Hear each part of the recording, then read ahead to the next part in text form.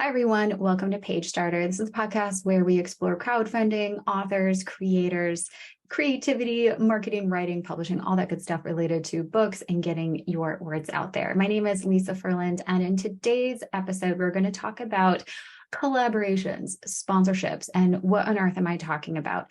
So when we are crowdfunding our books, look at it like your goal is the top of a mountain.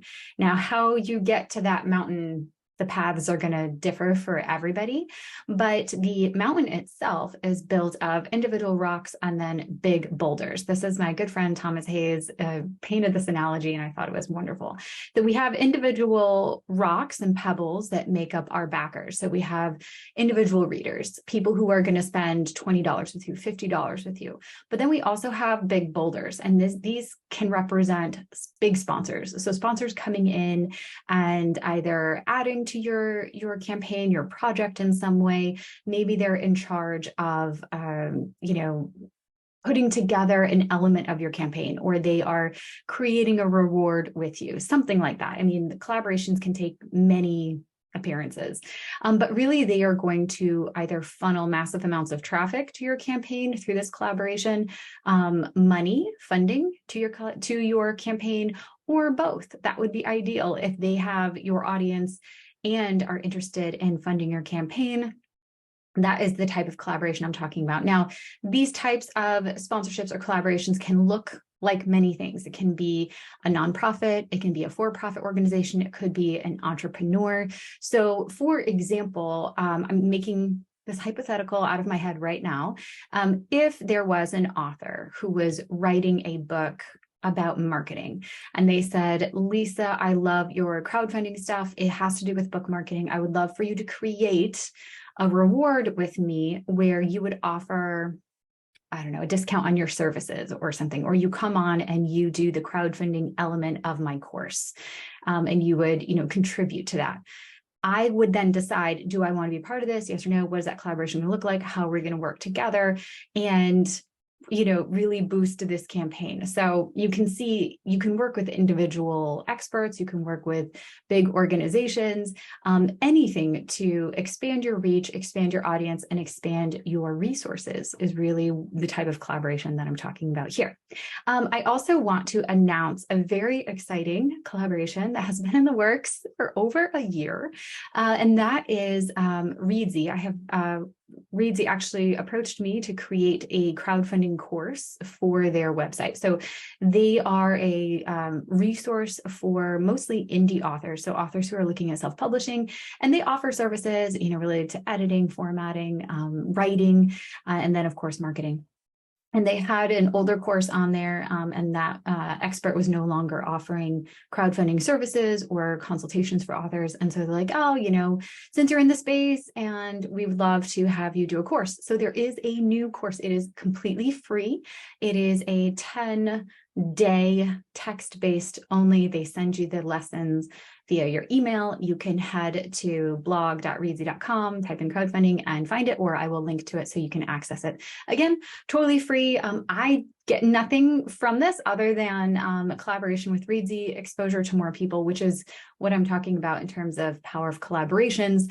They have a network of authors. The idea is to get resources to more people to help more authors. So in this collaboration, it was definitely access to distribution, newer audience, and resources that I don't have.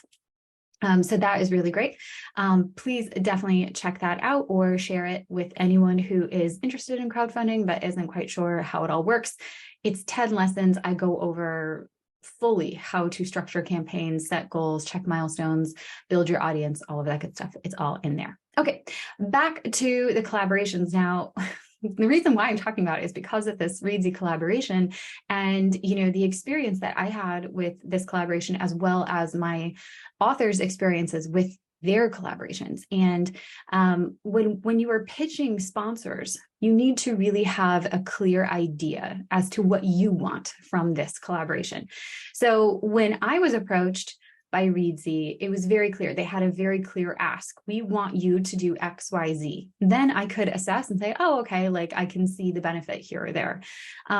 So similarly, when you approach someone, you need to have a very clear ask. What is it that you are asking for? Are you asking for an infusion of funds? Are you asking them to pre-order 500 books and the cost of that is X, and you think that these books would serve their audience in a certain way?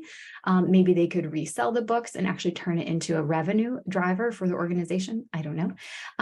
Maybe it is just a complete donation-based type thing where the books would then go on to a nonprofit or a hospital or a school or something like that. You never know. There are lots of different ways to structure sponsorships and collaborations. The most important thing is that you align it with their mission. So ideally, you are approaching only potential collaborators who are already in your space or doing the same thing you want to do, and that you are working towards the same end goal.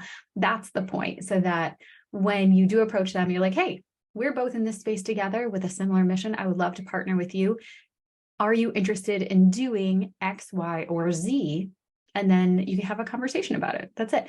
But you need to be clear with what your ask is. That is sort of the number one thing that I would recommend. And I would also recommend being very direct and not being afraid. And when I've worked with authors, this is the hardest part. They're like, oh, I feel like I'm bothering them, or I feel like I don't know what to ask or don't know what they're willing to do. They don't know what you're asking either unless you tell them, and they can't give you an answer yes or no, or even direct you to the right person within the organization unless you have a clear ask. The clearer your ask, the stronger the yes or the no will be, because they're going to say, no, we don't do that, or I don't do that, but someone else does that, or yes, we are interested. Those are the options. If you are vague, you're going to get confusion and they're just going to dismiss you and not reply.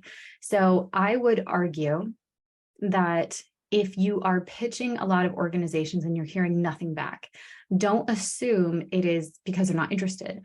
I instead would assume that you need to refine your pitch to be even more specific in the request. So if you are pitching an IT company that does coding, because you want to have a little coding exercise that pairs with your book, because your book deals with STEM, say that. I would love to partner with blah, blah, blah, to develop a 8 to 10 minute coding exercise for kids, da, da, da, da. Are you interested in partnering together? Yes or no? Then they will look at that very specific request and say, oh, this doesn't fall into our umbrella, or this would fall under this person's jurisdiction. And they will shuffle you to the right people to say yes or no. If you just say, hey, I'm interested in collaborating, then be like, okay, bye. Don't know you and don't know why. So have a very specific ask. That's my advice. That's what works. When you're too vague, you get silence in return, and it's really disappointing and frustrating. We may seek sponsorships and collaborations for obvious reasons, obviously for, amplifying what we're doing by helping us create something that they can do, or reaching an audience that is beyond what we have, and then also in amplifying our resources. So they may have more funding or distribution or more marketing, or they may have other things that they're bringing to the table that can help really alleviate your time or effort or energy. That is the goal. The downside with any collaboration is that as I learned, is that the minute that you deliver your side, and the ball is in their court. The ball is in their court, and it's up to them to kick it back, So it can slow down. Even a nimble organization can take a while to get back to you. Even the larger an organization you're talking to, often there is changes in management. And if there's a change in management, I guarantee you your little project will fall through the cracks. Or the conversation you had with Mr. Brown, he's no longer with the company. No one even knows you had this conversation with him. So you need to follow up. And also, I've encouraged my authors all the time, the power is in the follow-up. I know it takes time. I know it takes tracking. Whatever system you need to track your follow-up process, do it, because the power is in the follow-up. Say, I'm just following back. I'm just following back. I wanted to touch base one more time. Throughout my collaboration with ReadZ, I had to follow up with them at least once a month, sometimes once every 2 months, just because of the timing and when we agreed. If I didn't hear back, I was reaching out, always professional, always inquiring, what is the status, wanted to touch base, see how things were going. A lot of the work happened over the holidays. And so I followed back after the holidays. Oh, I hope your new well is doing, you have a new year. Let's try to get this out the door. But unbeknownst to me, there were organizational changes happening. There were website changes happening. There were things happening on their end. And so that's another little lesson learned, is if you're not hearing back from someone, or if you think this collaboration is going somewhere, there may be internal things on their side where it is not, or things have slowed down, or their goals have changed or shifted. So don't be afraid to follow back, follow up and touch base, and just be very clear with what's happening. And then also, it is important, because a lot of these conversations are informal. It's like, hey, are you interested? And they're like, yes, we'd be interested. And it requires multiple meetings, multiple Zooms, multiple conversations, multiple emails. You need to have in there some type of soft agreement, or a hard agreement. I don't know, but most of these relationships are soft. And so I would, at the end, send an email and say, okay, based on our discussion today, this is what we agreed upon, and the rough timeline, and this is how we're going to move forward. That way, if there is a change in leadership in the future, you can say, hey, this was the agreement that I had with Mr. Brown. Are you still interested? Can we still move forward? What's the new timeline going forward? Because when you are crowdfunding, we don't have time to iron these things out. This all needs to be ironed out before we launch.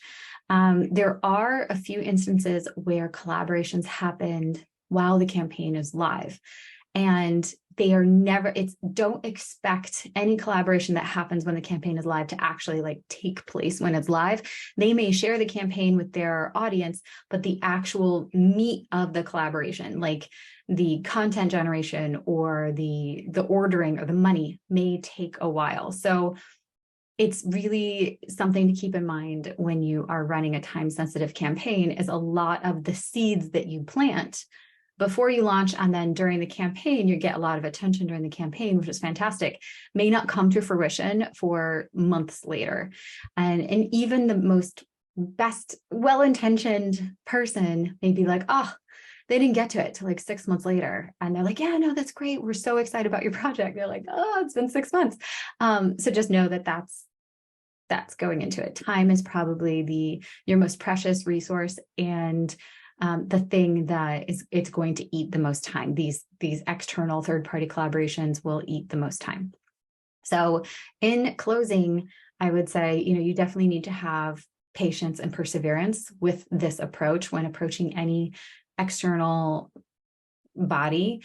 It's just, don't give up.